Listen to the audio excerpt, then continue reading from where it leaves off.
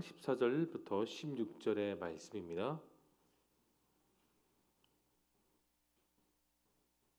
14절부터 16절의 말씀을 저와 여러분이 함께 한 목소리로 읽겠습니다.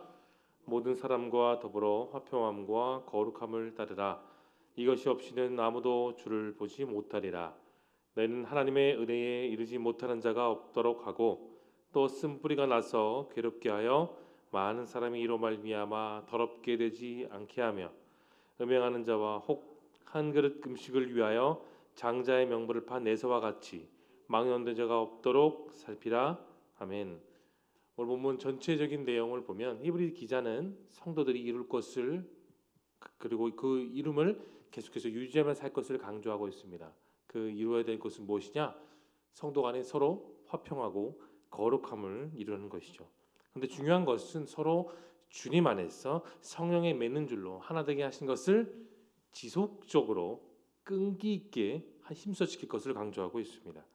그런데 그런 화평함이 선행이 될 때 나의 혼자만의 거룩함이 아닌 우리 모두의 공동체의 거룩함을 우리가 이룰 수 있는 것이죠. 이것이 든든히 되어지면 이것이 서로 협력하고 선을 행하여 한 마음으로 한 뜻으로 이루게 되면 아무리 세상의 환난과 문제가 우리 안에 계속해서 들어온다 할지라도 우리는 요동하지 않게 된다는 그 사실을 오늘 히브리 기자는 말하고 있습니다. 이런 것을 참조하시고 이어서 내용 관찰 1번을 봅니다. 성도가 추구해야 될 두 가지 덕목은 무엇입니까? 14절 보면 히브리서 기자는 분명히 말하고 있어요. 무엇입니까? 모든 사람과 더불어서 화평, 거룩을 이루라고 말하고 있습니다. 교회 안에서 성도들 사이에서만 구하는 것이 아니라 여러분, 이것은 교회 공동체 안에서만 강조하는 것이 아니에요. 히브리 기자는 좀 더 심화되는 과정을 우리에게 말하고 있습니다. 교회 안에서뿐만이 아니라 세상 바깥에서도 우리 모두가 화평과 거룩함을 구하라고 말하고 있습니다. 이것이 내 삶 속에서 꾸준히 보여지는 그리스도의 향기인 것이기 때문입니다. 2번을 보겠습니다. 히브리서 저자는 거룩하신 하나님을 가리켜 무엇이라고 표현합니까? 하나님을 소멸하는 불로 표현하고 있습니다. 하나님이 이 세상에 존재하는 모든 악과 불경건한 것들을 하나님의 본체이신 그 모습 바로 거룩하심으로 태우신 불이 되시죠. 또한 현재의 모든 불완전한 날들이 완전히 사라진 날, 바로 우리들에게 그 날은 다가옵니다. 여러분, 성경에는 직접적으로 또 비유되고 표현되는 불이 있어요. 그 불은 가장 크게는 심판을 상징하고 있습니다. 이 불은 그냥 양초가 타는 그런 불이 아니라 세상에 불의한 모든 것들을 완벽하게 다 태우고 그 죄가 남지 않는 그런 바로 심판의 무서운 불입니다. 그 불 중에 하나의 상징은 우리가 알고 있는 것은 갈멜산에서 바로 엘리야 선지자가 850명의 악한 선지자가 쌓았던 그 상황을 보면 알 수가 있습니다.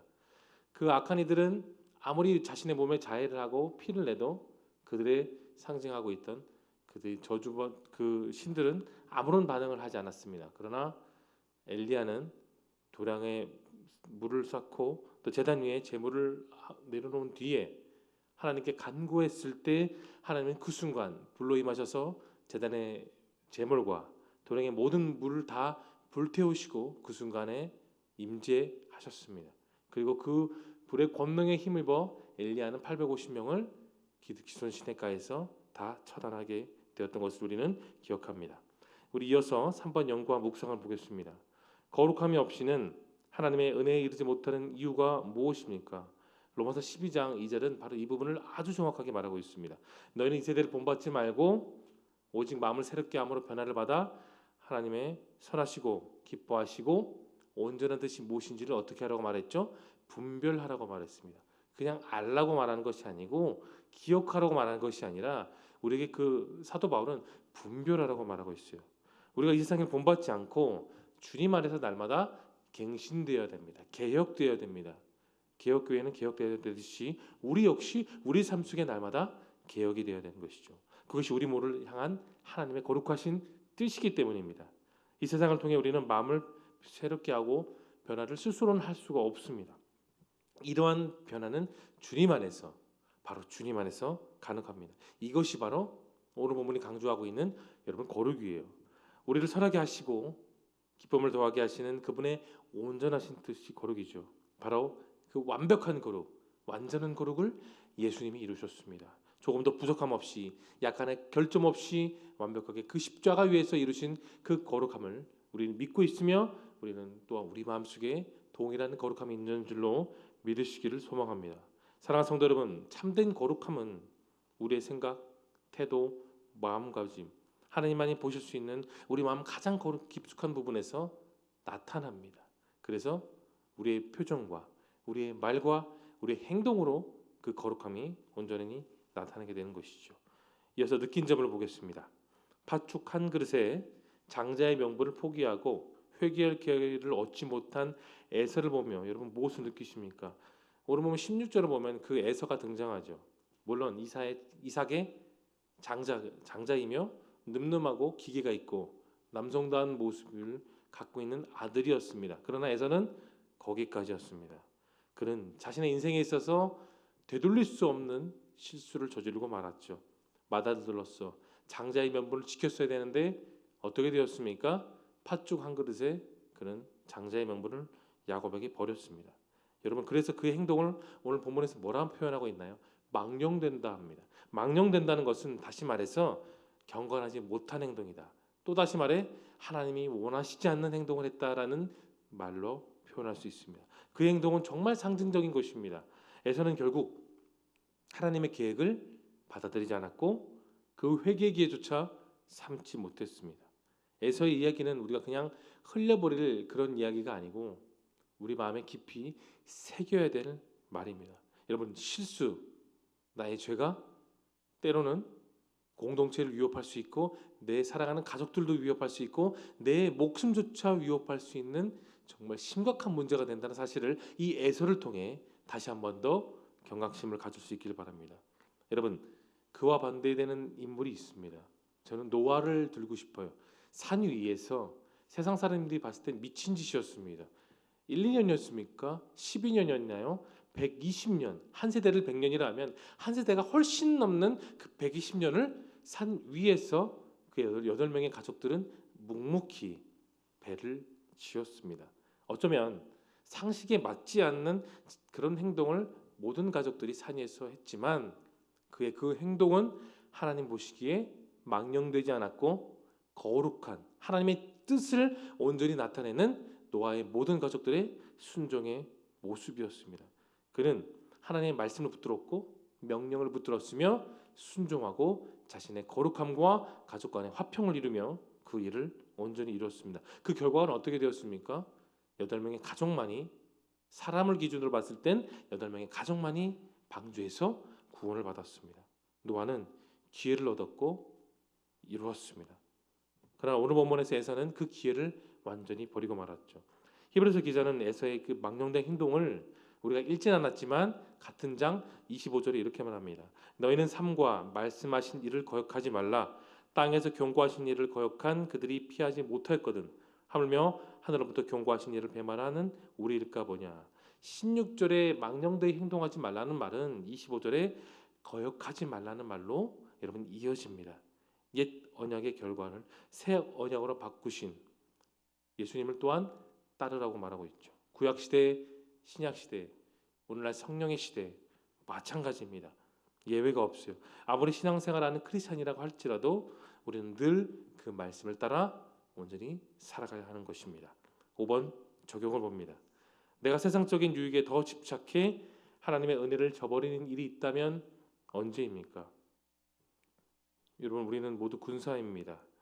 군사로서의 역할을 잘 감당하며 살아가야 되죠. 그 이유는 세상적인 욕심에 우리는 쉽게 넘어질 수 있기 때문에 말씀을 붙들어 세상 속에 나아가 담대히 그 말씀대로 살아가는 군사적인 역할을 해야 합니다. 근데 여러분, 마귀에게 질질 끌려가는 비참한 인생이 되지 않으려면 우리는 어떤 인생을 살아가야 할까요? 그리스도인들은 세상의 유혹을 말씀으로 이기고 십자가에 달리신 예수 그리스도 말미암아 우리는 믿음의 눈으로 믿음을 갖고 믿음을 지키며 믿음에서 믿음에 이르는 그런 삶을 살아가야 됩니다. 에서처럼 단순히 육체적인 욕심에 빠져 생리적인 그 현상에 인해서 하나님의 은혜를 망각하지 않는, 저버리지 않는 행동을 하며 우리는 살아가야 됩니다. 하나님의 은혜를 기억하는 사람은 산신령이 되라는 말도 아니고 환상적인 슈퍼스타가 되라는 말도 아니고 능력이나 모든 것을 다 갖춰서 완벽한 의를 이루며 살아가는 말도 결코 아닙니다. 하나님의 은혜가 충만하면 충만할수록 내게 주신 이 보통의 삶을 하나님의 뜻대로 더욱더 살아가야 되는 것이죠. 성도는 내가 누구인가, 내가 왜 이곳에 있는가, 내가 왜 믿음을 갖고 살아가야 되는가, 뚜렷한 인식을 소유한 사람들이 바로 성도입니다. 그런 인식이 하나님의 뜻대로 살 때, 하나님의 말씀을 붙들고 살 때, 주신 믿음을 붙들고 살 때 우리는 우리의 주어진 삶 속에 하나님의 뜻이 이루어지고 그분의 비전이 우리 삶에 온전히 이루어지는 것을 믿으시는 저와 여러분 될 수 있기를 예수님의 이름으로 축복합니다. 마지막 결단을 보겠습니다. 당장의 유익보다 영원하신 하나님의 은혜와 거룩한 삶을 택하기 위해 여러분 무엇을 결단하시겠습니까? 사랑하는 성도 여러분, 우리는 하나님이 어떤 분이신지를 날마다 알아야 됩니다. 물론 우리는 신앙생활을 오래 했고 믿기 때문에 하나님이 어떤 분인지를 말씀을 통해 내 삶을 통해 다 알고 있어요. 그분은 세상을 창조하시고 우리의 삶을 주관하신 분이십니다. 때로는 우리를 찢기도 하시고 사랑의 배로 우리를 치시기도 하지만 어떠실까요? 욥기 말씀처럼 그 상처를 다시 싸매시고 다시 살게 하여 주십니다. 하나님을 아는 데 힘쓰십시오. 그러나 아는 데 멈추는 것이 아니라 그분이 내 삶을 주관하신 분이라는 걸 깨닫고 그분과 함께 동행하는 삶을 오늘도 살아가시길 바랍니다. 바울은 그 믿음의 아들 디모데에게 이런 권면의 말을 한 적이 있습니다. 그러므로 내 아들이여 그리스도 예수 안에서 있는 그 예수님의 은혜로 굳게 서십시오라고 말한 적이 있습니다. 여러분 굳게 서다는 말을 하면 강해지고 온몸에 힘을 바짝 주라는 말로 오해할 수 있습니다. 주먹을 빌끈 쥐고 어금니를 꽉 깨물고 눈에 힘을 줘서 강해지라는 말처럼 보이지만 중요한 것은 사도 바울은 은혜 안에서 강해지라고 말했습니다. 당신의 능력 안에서 강해지십시오라고 디모데에 말한 것이 아니라 예수 그리스도의 은혜 안에서 강해지라고 말했습니다. 그렇다면 그 은혜 안에서 서는 것은 내 힘을 펴고 줬던 몸의 모든 힘을 내려놓고 내 생각을 내려놓고 주님이 주신 은혜 가운데 주신 믿음으로 살아가는 삶, 그것이 우리가 오늘 해내야 될 삶인 것입니다. 오늘 하루 가운데 그 거룩함과 화평함을 여러분의 일상생활에서 이루고 또 공동체 안에서 이루어 나가는 저와 여러분 모두가 될 수 있기를 예수님의 거룩하신 이름으로 축원합니다. 함께 기도하시겠습니다. 오늘 들은 생명의 말씀을 기억하시면서 기도하시고 또 화면에 보이는 기도 제목 첫 번째, 공의로운 하나님의 이끄심에 따라 성도의 삶을 살게 하옵소서. 모든 사람과 더불어 화평과 거룩함을 따르며 하나님의 은혜 안에 거하도록 도와주옵소서.